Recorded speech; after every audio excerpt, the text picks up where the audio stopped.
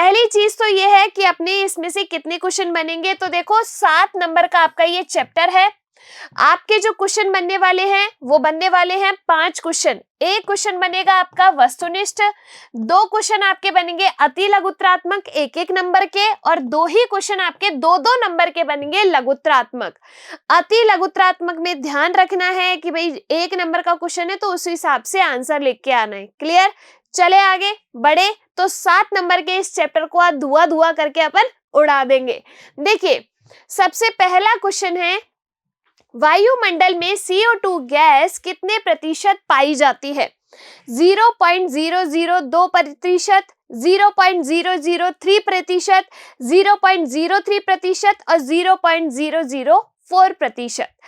जल्दी जल्दी आंसर लगाने हैं क्योंकि ऐसे क्वेश्चन आपको देखने को मिल गए तो आपको पता है कि आपके नंबर पूरे पक्के हैं। तो वायुमंडल में जो कार्बन है वो कार्बन डाइऑक्साइड के रूप में कितने परसेंट में पाया जाता है? 0.03%। आंसर क्या आएगा इधर अपना? Option C. चलिए नेक्स्ट क्वेश्चन देखिए, एल्डिहाइड प्रक्रियात्मक समूह का सूत्र क्या होता है? जब अपन ने प्रक्रियात्मक समूह पढ़े थे तो मैंने आपको सब पढ़ाए थे ये। अब इसमें से पहचानो कि एल्डिहाइड वाला कौन सा है।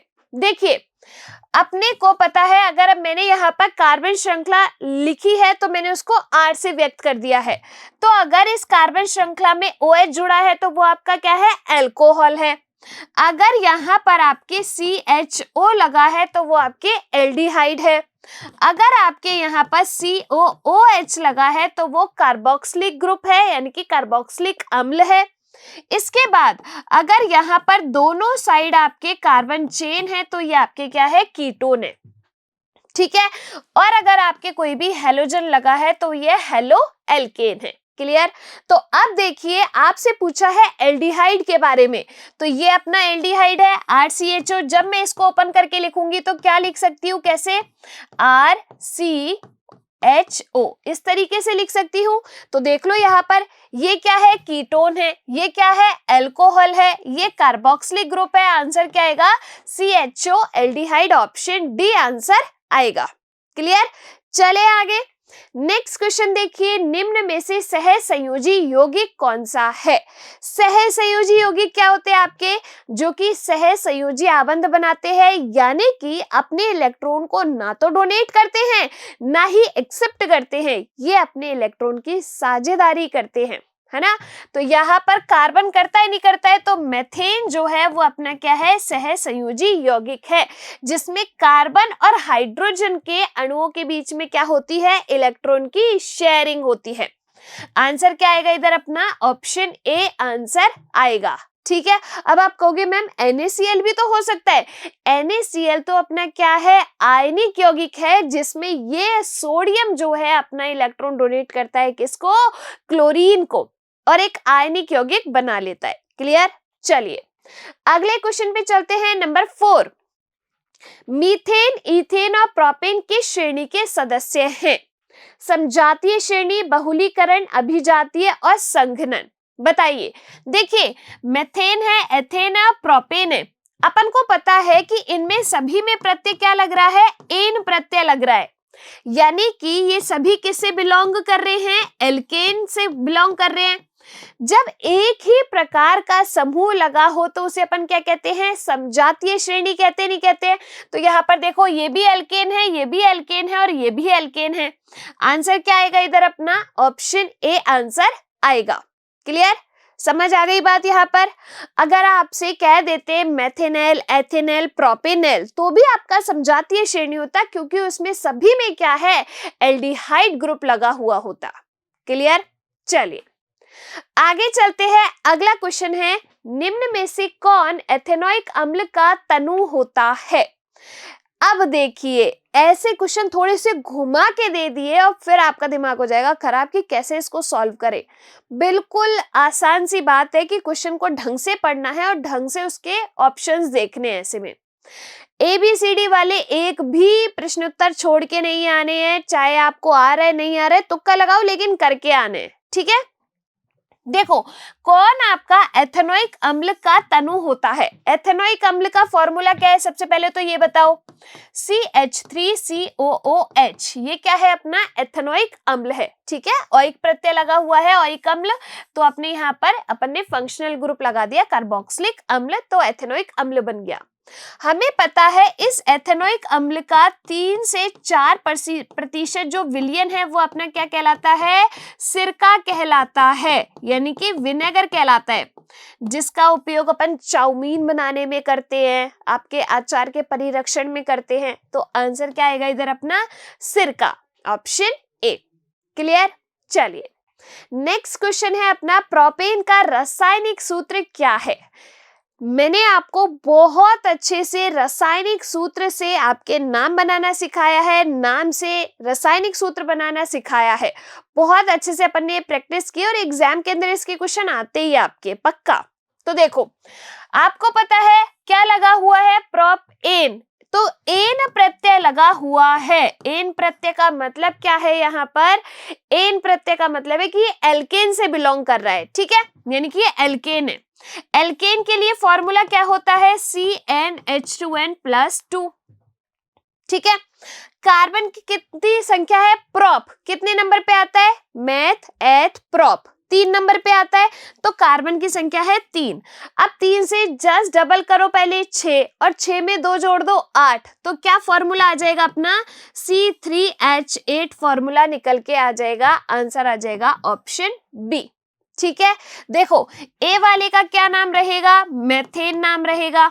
ठीक है, सी वाले का देखो क्या है, 4 से जस्ट डबल 8, 8 में 2 जोड़ दिया 10, यानी कि 4 नंबर पे अपना कौन आता है, ब्यूट आता है, इसका नाम क्या हो जाएगा, ब्यूटेन नाम हो जाएगा। ठीक है, और C6H6 अपना क्या है, बेंजीन है ना, C6H6, तो ये हो गया अपना बेंजीन, यानी कि एल्कीन। क्लियर हुई बात यहाँ पर। चले आगे, नेक्स्ट क्वेश्चन देखिए, क्वेश्चन नंबर 7, वनस्पति तेलों के हाइड्रोजनीकरण में किस उत्प्रेरक का उपयोग किया जाता है। अब देखिए वनस्पति तेलों के हाइड्रोजनीकरण में करते क्या है, ये आपको याद है, कौन सी अभिक्रिया, संकलन अभिक्रिया। याद करो, संकलन अभिक्रिया में अपन ने क्या देखा था कि आपके जो एल्कीन होता, एल्कीन जो होता है उनको बदला जाता है किसमें, एल्केन में बदला जाता है, यानी कि असंतृप्त वसा अम्लों को आपके संतृप्त में बदला जाता है। ठीक है, किसकी उपस्थिति में, किसी न किसी उत्प्रेरक की उपस्थिति में। अब ये उत्प्रेरक क्या थे आपके, निकेल और पैलेडियम थे, नहीं थे, जिससे आपके एल्कीन से आपके एल्केन बना रहे थे, यानी कि असंतृप्त से संतृप्त बना रहे थे। तो यहाँ पर आपके क्या आ जाएगा, ऑप्शन ए सही आंसर है। कई बच्चे इसमें ऑप्शन सी लगा सकते हैं, पोटेशियम, ये क्षारीय पोटेशियम, उनको याद आ जाएगा वो KMnO4 और K2Cr2O7, वो ऑक्सीकरण के अंदर आता है। ठीक है, चलिए नेक्स्ट क्वेश्चन है, एक अणुसूत्र परंतु विभिन्न संरचना सूत्र वाले यौगिक क्या कहलाते हैं। जिनके अणुसूत्र समान है लेकिन अलग अलग संरचनाएं हैं, तो इनको अपन क्या कहते हैं, बहुलक, समावयवी, अपर रूप, या फिर इनमें से कोई नहीं। तो देखो अणुसूत्र समान है लेकिन उसकी संरचना अपन ने अलग अलग बना दी, तो उन्हें अपन क्या कहते हैं, संरचनात्मक समावयवता होती है उनमें, तो उन्हें अपन क्या कहते हैं, समावयवी। आंसर आएगा इधर अपना ऑप्शन बी। देखिए आप सभी को जो है आंसर लगाने हैं और एक दूसरे से कंपटीशन करना है, जितना जल्दी हो सके उतने जल्दी आंसर लगाओ। ये नहीं जल्दीबाजी में गड़बड़ी कर दी, आराम से सोच समझ के, लेकिन अपना टाइम बचाते हुए, क्योंकि एग्जाम के अंदर क्या होता है, पेपर लेंदी आता है और आपका पेपर पूरा नहीं हो पाता, तो इनमें बहुत ज्यादा टाइम नहीं लगना चाहिए ऐसे क्वेश्चंस में, है ना। चलिए नेक्स्ट क्वेश्चन है अपना, निम्न में से कौन असंतृप्त हाइड्रोकार्बन है। आपसे क्या पूछा है, असंतृप्त हाइड्रोकार्बन कौन है। ठीक है, C2H4, C4H10, CH4 और C6H14। देखो हमें पता है कि संतृप्त के अंदर आपके कौन आते हैं, एल्केन। संतृप्त के अंदर कौन आते हैं, एल्केन आते हैं। एल्केन के लिए फॉर्मूला क्या होता है, CnH2n+2। अब जो इस फॉर्मूले को फॉलो कर रहा है वो तो इसमें आएगा ही नहीं, बाकी सब इसमें आएंगे। तो देखो कार्बन की संख्या है 2 से जस्ट डबल किया 4, यानी कि ये क्या है आपका असंतृप्त है, इसको रख लो एक बार। बी वाला देखो 4 से जस्ट डबल करो 8 में 2 जोड़ा 10, यानी कि ये तो एल्केन ही है। ये वाला देखो 1 का दुगना 2 में 2 जोड़ा 4, तो ये भी आपका एल्केन हुआ। इसमें देखो 6 का दुगना 12 में 2 जोड़ा 14, तो यानी कि ये भी एल्केन है। आंसर क्या आ जाएगा इधर अपना ऑप्शन ए आंसर आ जाएगा। क्या नाम होगा इसका C2H4 का? देखो ये कौन सा फॉर्मूला फॉलो कर रहा है, CnH2n। 2 का जस्ट डबल ही तो क्या है इसने 4। 2 नंबर पे कौन आता है, एथ, और ये एल्कीन है, इसीलिए अपन ने इसका नाम क्या रख दिया, एथीन नाम रख दिया। क्लियर हुई बात यहाँ पर? चलिए नेक्स्ट क्वेश्चन देखिए, क्वेश्चन नंबर 10। बकमिनिस्टर फुलरीन किसका अपर रूप है? तो कार्बन के अपर रूप देखे थे हमने, जिनके भौतिक गुणधर्म अलग अलग होते हैं लेकिन रासायनिक गुणधर्म समान होते हैं, उन्हें अपन क्या कहते हैं, अपर रूप कहते हैं, है ना। फास्फोरस, सल्फर, कार्बन और टिन किसका अपर रूप है बकमिनिस्टर फुलरीन? तो याद करो क्या, हीरा हुआ अपना, जिसमें एक कार्बन परमाणु अन्य 4 कार्बन परमाणुओं से जुड़कर त्रिविमीय संरचना बनाता है। दूसरा आपका क्या हुआ, ग्रेफाइट, जिसमें एक कार्बन परमाणु अन्य 3 कार्बन परमाणुओं से जुड़ता है, ठीक है, और आपके षटकोणीय संरचना बनाता है। और तीसरा आपके कौन है, फुलरीन है, जो कि गुंबद के आकार की संरचना, फुटबॉल जैसी संरचना बनाता है, वो आपके है फुलरीन। बकमिनिस्टर फुलर ने इसकी खोज की थी, इसीलिए उसी के नाम पर इसका नाम रख दिया गया। तो यहाँ पर बकमिनिस्टर फुलरीन किसका अपर रूप है, कार्बन का। आंसर क्या आएगा, option C. Clear? Next question देखिए, अगला क्वेश्चन है अपना यहाँ पर, दी गई अभिक्रिया में क्षारीय किस प्रकार का कार्य करता है? अब देखो इस अभिक्रिया में हो क्या रहा है, याद करो फटाफट। देखो यहाँ पर ये क्या लिखा हुआ है अपना, CH3CH2OH, यानी कि ये है अपना एथेनॉल, है ना। क्या है ये अपना, एथेनॉल है।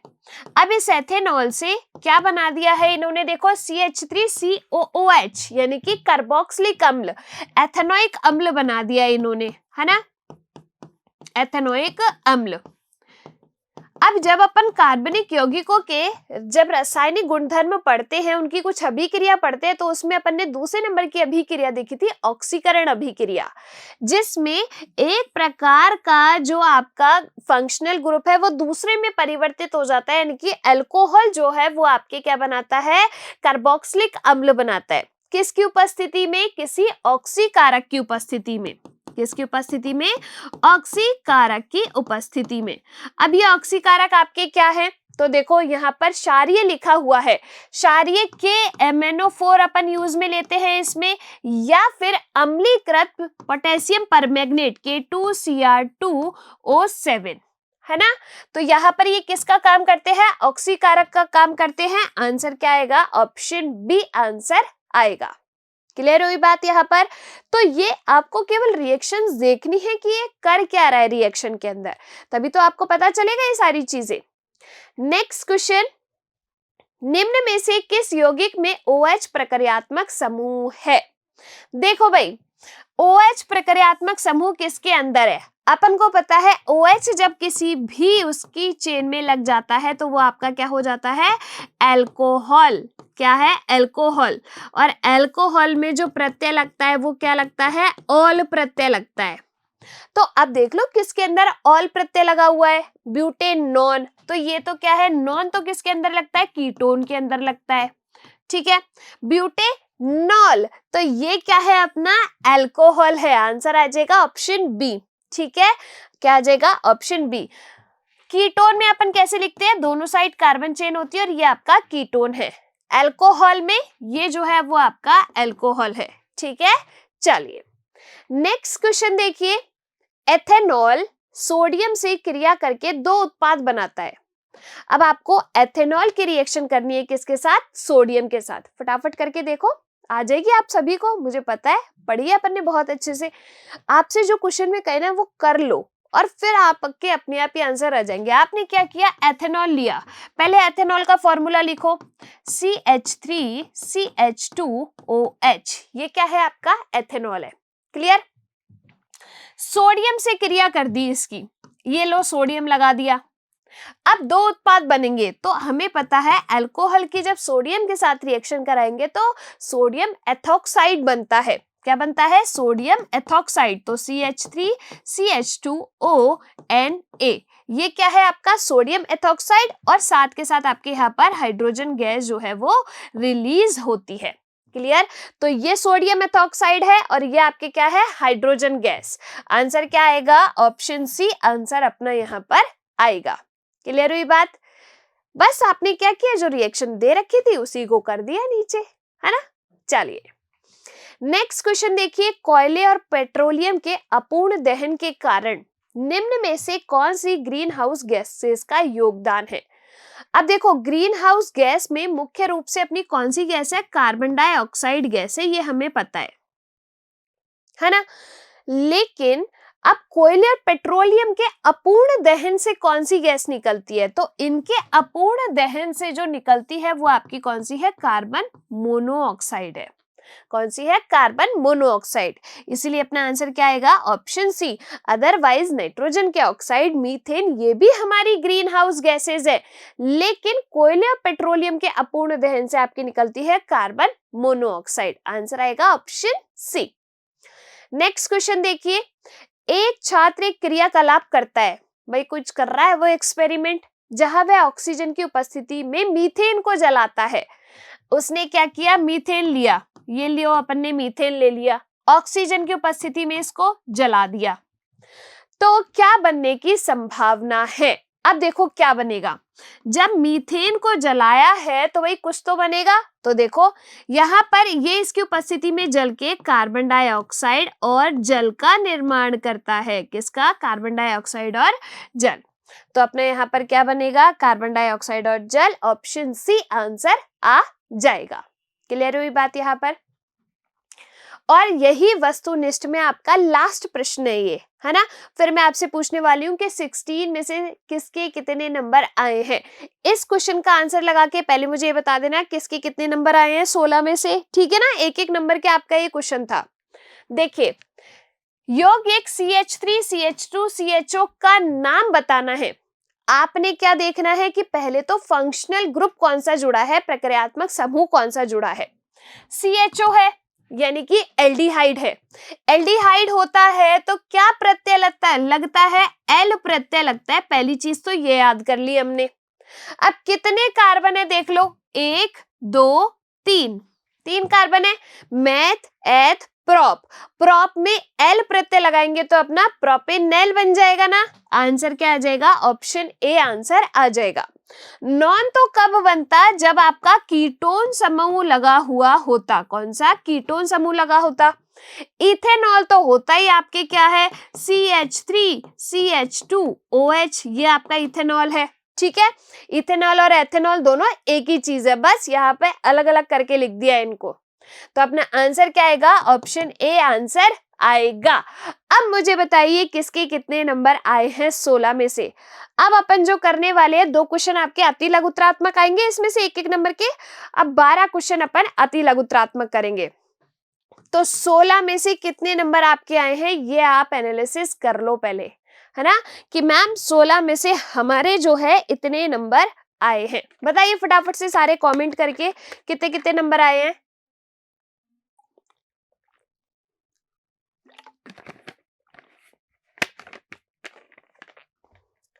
दो आंसर और क्लास को शेयर भी कर दो, जिससे और बच्चों तक ये क्लास पहुंच पाए अपनी, है ना। तो फटाफट से कर दो शेयर क्लास भी।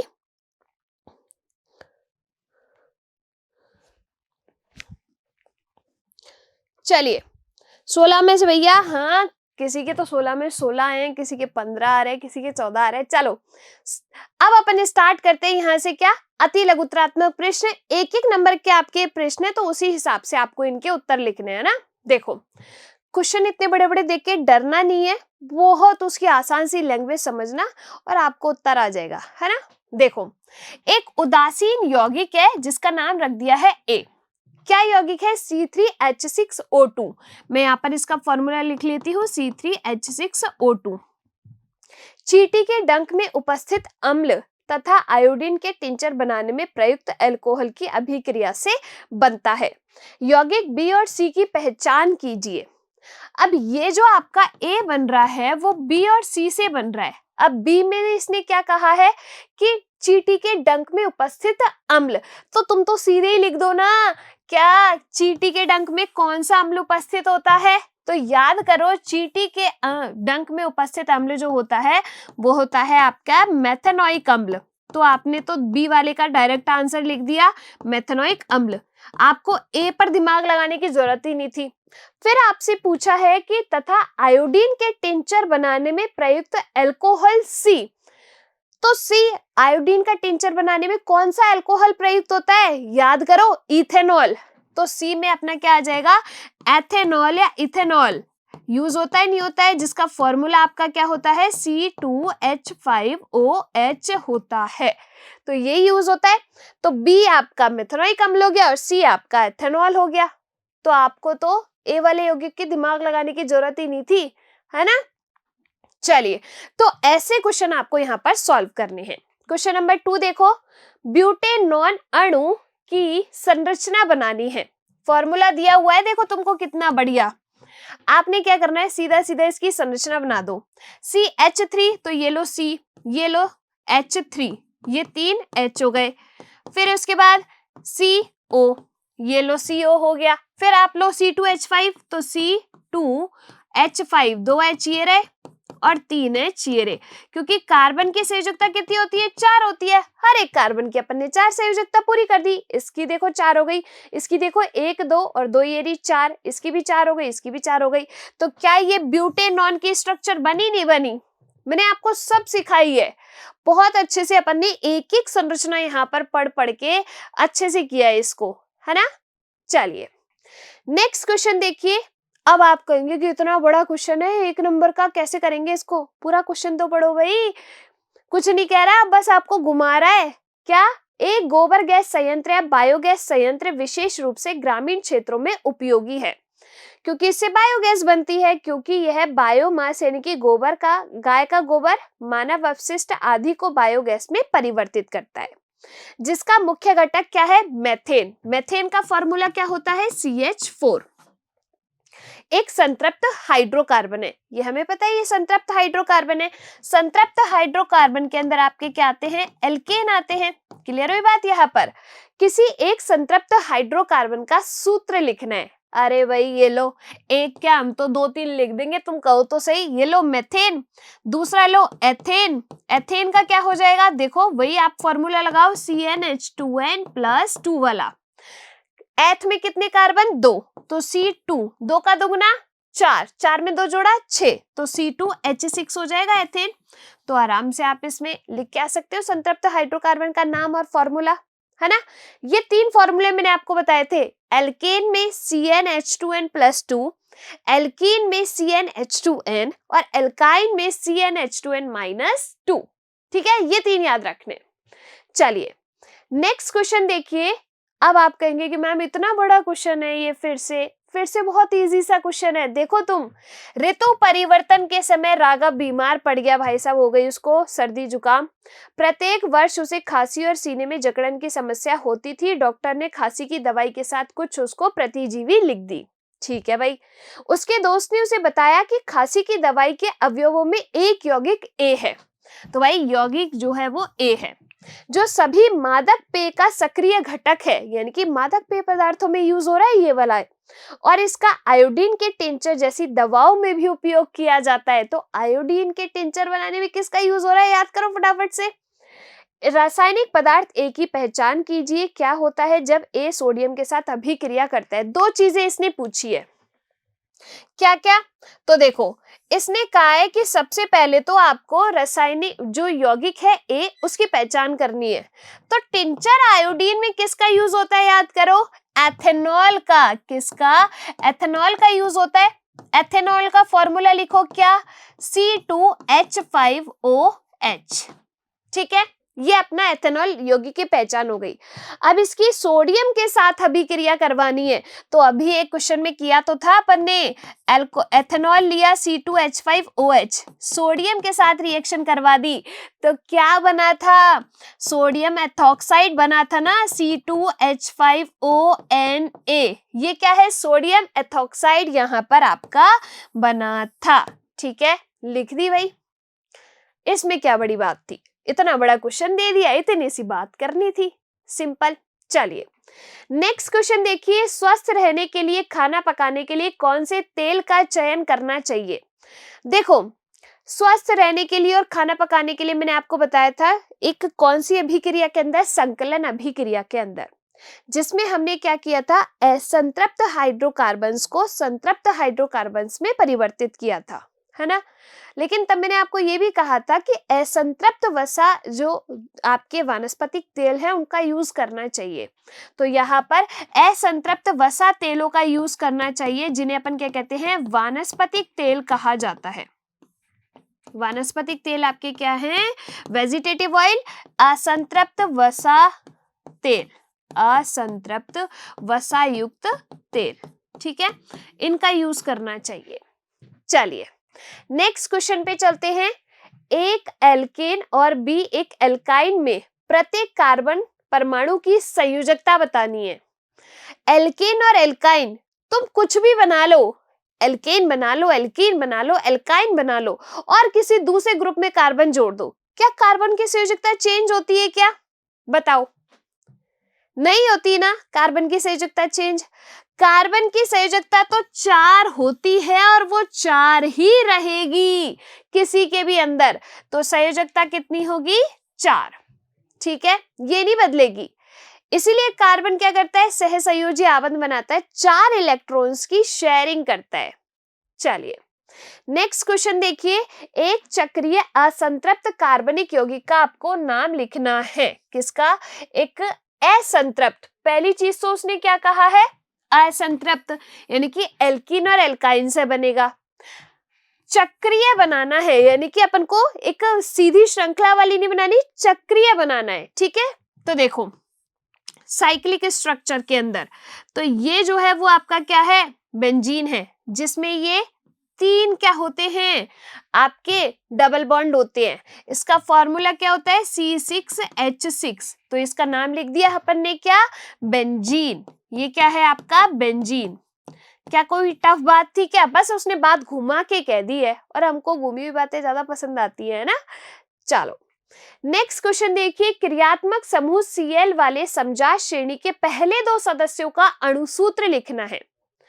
क्वेश्चन ध्यान से देखना, क्या कहा है, Cl समूह वाले पहले 2 सदस्य, आप कोई भी 2 सदस्य नहीं, पहले 2 सदस्य। तो देखो पहले नंबर पे आपका क्या आता है, मैथ, और दूसरे नंबर पे आपका आता है एथ। ठीक है, अब आपको पता है मेथेन का फॉर्मूला क्या होता है, CH4, और एथेन का फॉर्मूला क्या होता है, C2H6। क्लियर। मेथेन में आपको क्लोरीन लगाना है, तो एक H हटा के आपने क्या कर दिया, क्लोरीन लगा दिया। ठीक है, क्या फॉर्मूला बन गया आपका यहाँ पर, क्लोरोमीथेन। ठीक है, क्या, क्लोरोमीथेन, CH3Cl, CH3Cl, क्लोरोमीथेन हो गया। अब देखो दूसरे वाले का लिखो, क्या लिखोगे, 2 कार्बन आपके, ये हाइड्रोजन, ठीक है, 3 4 5, एक हाइड्रोजन हट के क्या लगेगा, क्लोरीन, तो ये आपका क्या हो जाएगा, C2 क्या हो जाएगा, ये कितने कार्बन है, 2, तो C2H5Cl, ये क्या हो जाएगा आपका, क्लोरोएथेन। ये क्या है आपका, क्लोरोएथेन। तो आप इनका अणुसूत्र लिख सकते हो आराम से, कोई दिक्कत नहीं ना, बस। लेकिन पहले 2 का ही लिखना है, तो आप कहीं ऐसे प्रोपेन ब्यूटेन पे मत पहुंच जाना, पहले 2 लिखने हैं। क्लियर। चलिए नेक्स्ट क्वेश्चन देखिए, एल्केन श्रेणी के चौथे सदस्य का नाम तथा अणुसूत्र लिखिए। क्या कहा है, एल्केन श्रेणी, उसका चौथा सदस्य का नाम और अणुसूत्र दोनों लिखने हैं, यानी कि आधा आधा नंबर मिलेगा दोनों चीज का। चौथे नंबर पे कौन आता है, देखो 1 पे आता है मैथ, 2 पे आता है एथ, 3 पे आता है प्रोप, 4 पे आता है ब्यूट, है ना, तो ब्यूट हो गया। एल्केन है तो क्या बनेगा, ब्यूटेन बनेगा। अब इसका अणुसूत्र कैसे लिखोगे, अणुसूत्र हमें पता है CnH2n+2 करके लिखना है हमें। कार्बन की संख्या कितनी है, 4। हाइड्रोजन कितने होंगे, 4 का डबल करो 8, 8 में 2 जोड़ो 10, क्या हो जाएगा अणुसूत्र C4H10। आ गई बात। ये सब मैंने आपको सिखाए, अपन ने बहुत सारे एग्जाम्पल किए थे इनके और बहुत अच्छे से पढ़े थे अपन ने। नेक्स्ट क्वेश्चन देखो, श्रृंखलन को परिभाषित कीजिए। श्रृंखलन क्या होता है, श्रृंखलन का गुण कार्बन के अंदर होता है ना, कार्बन में सहसंयोजी आवन बनाने की प्रवृत्ति पाई जाती है, इसीलिए वो अन्य यौगिकों से जुड़ के एक लंबी श्रृंखला का निर्माण कर सकता है, इसीलिए अपन उसको क्या कहते हैं, श्रृंखलन का गुण कहते हैं, जो कि कार्बन के अंदर पाया जाता है ना। तो सिंपल सी एक डेफिनेशन ये वाली लिख के आ सकते हो आप 1 नंबर में इसकी। नेक्स्ट क्वेश्चन देखिए, एथेन के अणु में सहसंयोजी आबंधों की संख्या लिखनी है। देखो भाई, एथेन के अणु में सहसंयोजी आबंधों की संख्या, पहले तो एथेन बनाओ, C2H6 फॉर्मूला होता है, 2 कार्बन लिया, आपके 6 हाइड्रोजन लगा दिए, टोटल देखो कितने आबंध है, 1 2 3 4 5 6 7, कितने हो जाएंगे, 7 हो जाएंगे, ठीक है, क्योंकि देखो 3 हाइड्रोजन इसके लग गए, 3 हाइड्रोजन इसके लग गए और एक कार्बन कार्बन के बीच में भी तो है एक बॉन्ड, तो टोटल कितने हो गए, 7। जल्दी जल्दी में 6 मत कर देना इसको। और अपना अति लघुत्रात्मक प्रश्न में ये लास्ट क्वेश्चन है, देखो A का आणविक सूत्र क्या है, C10H18, C10H18, B का है C18H36, C18H36, ठीक है। तो उस समजातीय श्रेणी का नाम बताइए जिससे वो संबंधित है। देखो भाई, ये पहले वाला जो है वो किससे संबंधित है, A, 10 का दुगना करो 20, 20 में से 2 घटाओ 18, यानी कि ये तो संबंधित है एल्काइन से, किससे, एल्काइन से। दूसरा वाला देखो B, 18 का दुगना करो, 18 दूनी 36, यानी कि ये CnH2n को फॉलो कर रहा है, ये किससे संबंधित है, एल्कीन से। किससे संबंधित है, एल्कीन से संबंधित है। हुई कि नहीं हुई बात, समझ में आई कि नहीं आई। तो ये है आपके अति लघुत्रात्मक प्रश्न, ठीक है। कितने क्वेश्चन कर लिए अपन ने, 16 तो क्वेश्चन किए थे हमने वस्तुनिष्ठ और 12 क्वेश्चन कर लिए हमने अति लघुत्रात्मक, ठीक है। टोटल 1-1 नंबर के हैं, कितने हो गए आपके, 28 नंबर के क्वेश्चन हो गए। 60 में से 28 निपटा चुके हैं, किसके कितने बन रहे हैं देख लो, 28 में से कितने नंबर तुम्हारे बन रहे हैं, कितने तुम पानी में हो। कुछ क्वेश्चन गलत हुए होंगे मुझे पता है, क्वेश्चंस की लैंग्वेज मैंने थोड़ी इसमें घुमा दी इसलिए, है ना। अब अपन करते हैं यहाँ पर 2-2 नंबर के 2 क्वेश्चन आपके लघुत्रात्मक आने वाले हैं, तो 32 नंबर के क्वेश्चन अपन यहाँ पर करेंगे, 16 टोटल लघुत्रात्मक। तैयार है, चलो देखो, बेंजीन का अणुसूत्र लिखना है भाई, सीधी सी बात है, बेंजीन क्या है, एल्कीन, क्या अणुसूत्र होता है, C6H6। 2 नंबर का क्वेश्चन है तो आप इसमें संरचना भी बना के आ जाना, ठीक है। ये संरचना जो है आपकी किसकी है, बेंजीन की है, क्लियर। 3 डबल बॉन्ड होते हैं, C6H6 इसका अणुसूत्र होता है। दूसरा क्वेश्चन देखो, एथेनॉल के 4 उपयोग लिखने हैं, फटाफट से एथेनॉल के 4 उपयोग बता दो। देखो, विलायक के रूप में अपन इसको उपयोग लेते हैं क्योंकि अच्छा विलायक है ये, है ना। दूसरा, आपके पेय पदार्थ में, एल्कोहली पेय पदार्थ में एथेनॉल का यूज होता है ना, मादक पेय पदार्थों में। कौन से, मादक पेय पदार्थों में। तीसरा क्या, ये जो है ईंधन के रूप में प्रयुक्त होता है ना, ईंधन के रूप में प्रयुक्त।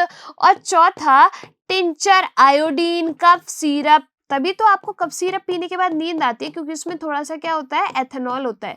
टिंचर, आयोडीन, कफ सिरप, इनको बनाने में आपके एथेनॉल का यूज होता है। हर एक यूज आधे नंबर का है, तो 4 उपयोग आपको इसमें लिख के आने हैं, ठीक है। चलिए नेक्स्ट क्वेश्चन देखिए, एथेनोइक अम्ल का रासायनिक सूत्र बताना है।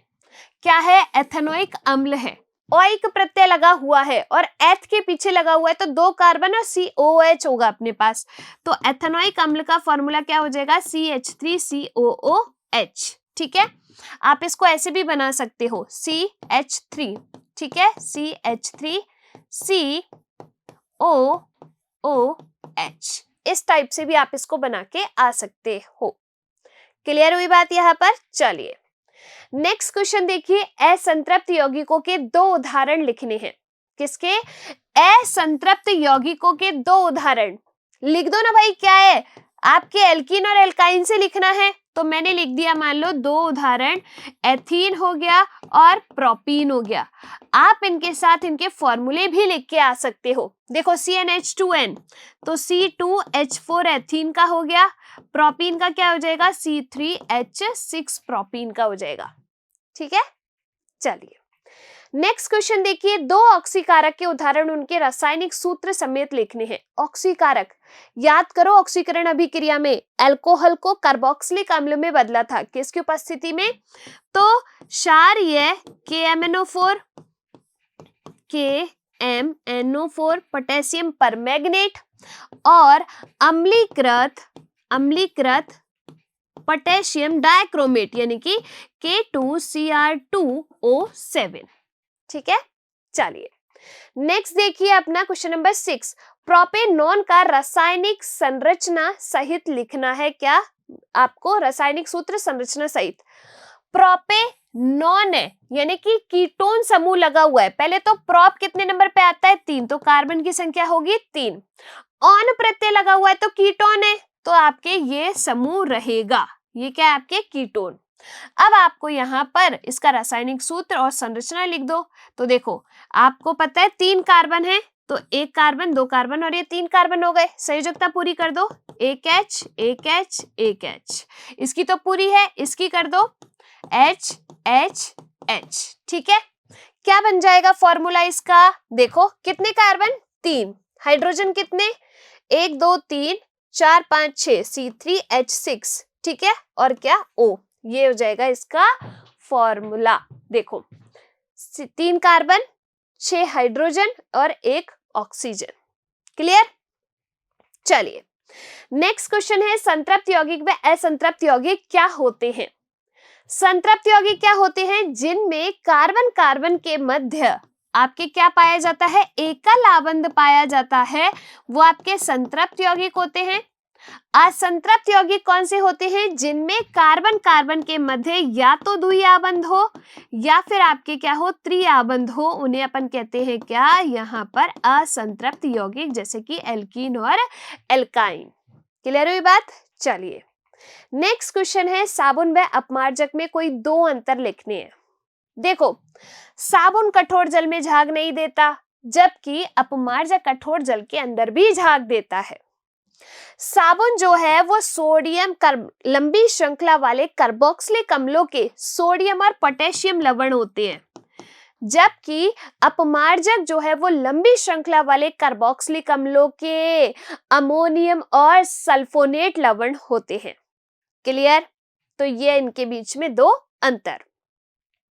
नेक्स्ट क्वेश्चन देखिए, अगला क्वेश्चन देखिए, मिसेल की निर्माण प्रक्रिया समझाइए। मिसेल कैसे बनता है? हमें पता है कि आपके जो कार्बन जो आपके साबुन होते हैं वो लंबी श्रृंखला वाले कार्बोक्सिलिक अम्लों के सोडियम और पोटेशियम लवण होते हैं। ये क्या है? आपके गंदगी।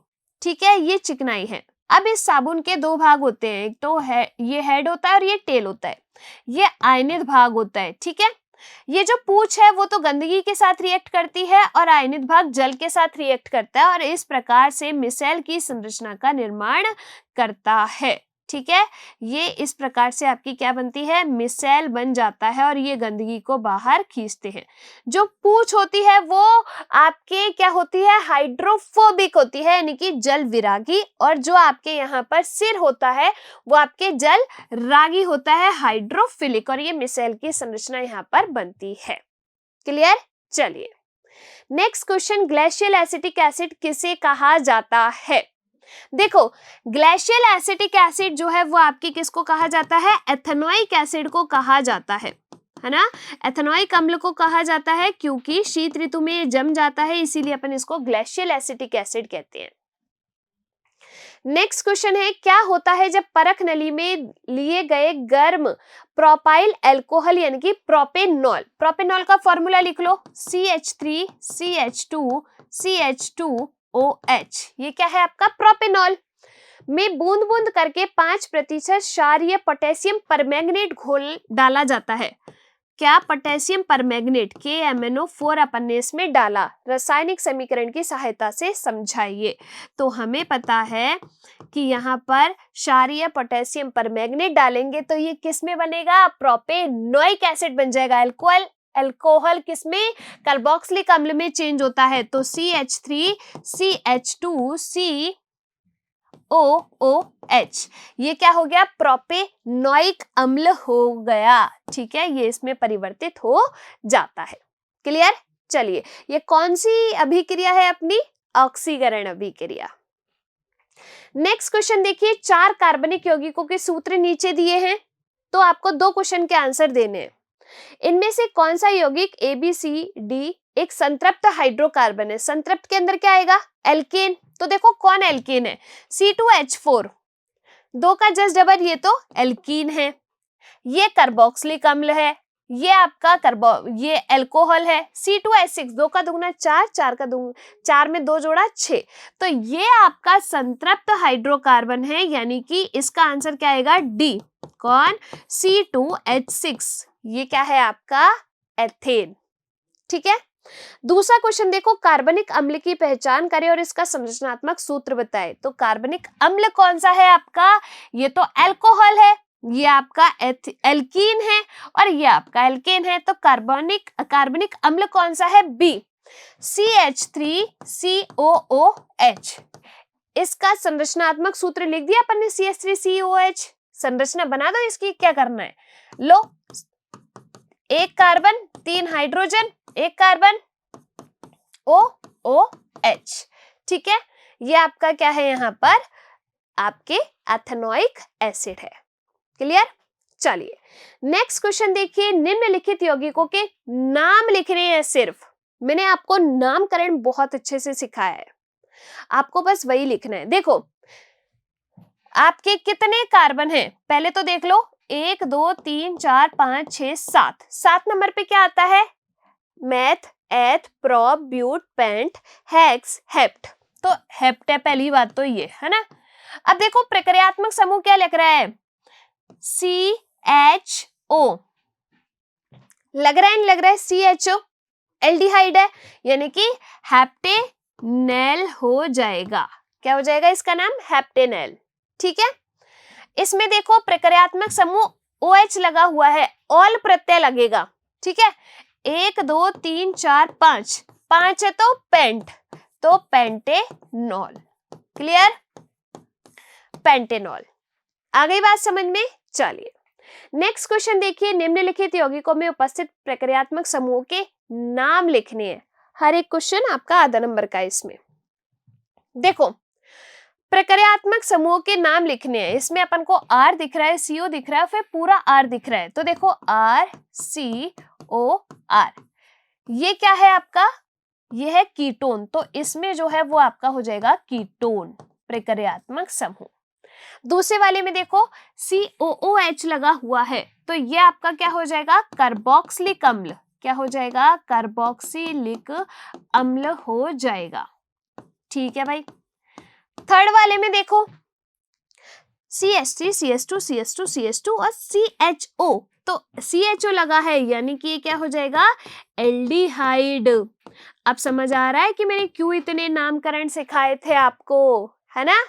और देखो यहाँ पर क्या लगा है, OH, तो ये कौन सा है आपका, अल्कोहल है।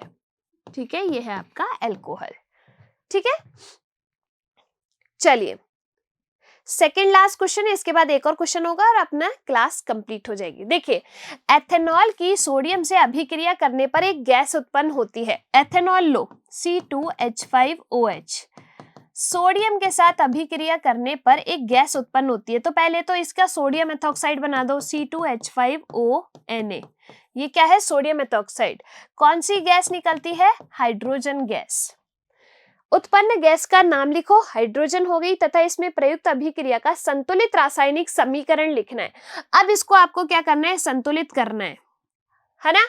क्या करना है? संतुलित करना है। तो संतुलित कर दो। देखो भाई यहाँ पे आपको कितने कितने हो गए? देखो कार्बन यहाँ पर अपन को पता है अभिकारक में पहले कितने कार्बन है, कितने हाइड्रोजन है, कितने ऑक्सीजन है और कितना आपके सोडियम है। और इधर उत्पाद के लिख देती हूँ कार्बन, हाइड्रोजन, ऑक्सीजन और सोडियम। देखो अगर पहले अपन ये ना लगाए तो 2, ना लगाए तो यहां पर, चलिए देखिए कार्बन कितना है? 2, हाइड्रोजन कितना है? 5 एरे 6, ऑक्सीजन कितना है? 1, सोडियम कितना है? 1। इसमें देखो कार्बन कितना है? 2, हाइड्रोजन कितना है? 5 और 2 7, है ना? ऑक्सीजन कितना है? 1 और सोडियम कितना है? 1, है ना? आपको कार्बन, ऑक्सीजन और सोडियम तो सेम दिख रहा है, हाइड्रोजन में गड़बड़ है। तो मैं यहाँ पर क्या कर दिया, अगर मान लीजिए मैंने 2 हाइड्रोजन लगा दिया और इधर भी 2 लगा दिया, तो कार्बन की संख्या इधर कितनी हो गई? अब देखो 4 हो गई। हाइड्रोजन की संख्या 5 10 और एक यहाँ पर 5 और 1 6, 6 दूनी 12, है ना? तो 12 का हाइड्रोजन हो गए, ऑक्सीजन हो गए आपके 2, सोडियम रहा 1। यहाँ पर देखो तो अगर अपन सोडियम का यहाँ पर 2 लगाए तो यहाँ पर सोडियम भी हो गया 2, ठीक है। अब यहाँ पर देखो कार्बन 4 हो गए, ठीक है। हाइड्रोजन देखो 5 दूनी 10, 10 और 2 12 हो गए। ऑक्सीजन देखो कितने हो गए? 2 और सोडियम देखो कितने हो गए? 2। तो अब देखो 4 12 2 2, 4 12 2 2, तो ये हो गया अपना क्या? संतुलित रासायनिक समीकरण, ठीक है। चलिए और लास्ट क्वेश्चन है, 4 इलेक्ट्रॉनों की साझेदारी के बाद कार्बन स्थिर क्यों हो जाता है? साझा करने से किस प्रकार का आबंध बनाता है? तो हमें पता है कार्बन का परमाणु क्रमांक है 6, ठीक है। कार्बन का परमाणु क्रमांक है 6, इलेक्ट्रॉनिक विन्यास होता है 1s2 2s2 आपके 2p2। बाह्यतम कोश में इलेक्ट्रॉनों की संख्या होती है 4, तो ना तो ये 4 इलेक्ट्रॉन डोनेट करता है ना ही एक्सेप्ट करता है, ये अपने 4 इलेक्ट्रॉनों की साझेदारी करता है और सह संयोजी आबंध बनाता है, ठीक है। और ये हुआ आपका पूरा का पूरा क्या? 60 नंबर का पेपर कंप्लीट, जो मैंने करा दिया है। पूरा चैप्टर आपका इसमें आ गया है।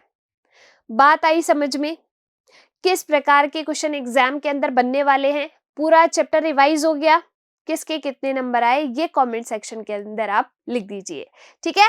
चलिए अगर आपको क्लास पसंद आई है तो फटाफट से आप इस क्लास को लाइक कर दीजिए। जो भी आपके डाउट्स है वो कमेंट सेक्शन के अंदर लिख दीजिए।